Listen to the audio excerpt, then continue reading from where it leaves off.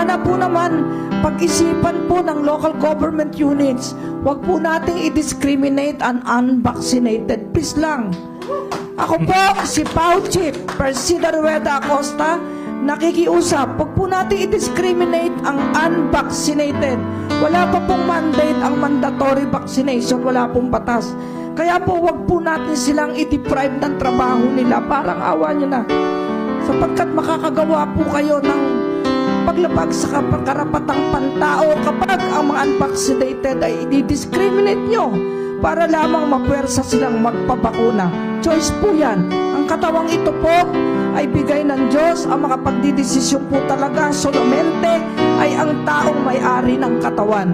Parang awa nyo na po. Mga barangay, wag po tayo basta-basta gumawa ng marahas laban sa mga kababayan natin. Bigyan po natin sila ng karapatan na ingatan din ang kanilang sariling katawan. Maging patas po tayo. Ingat! We stand with PAO.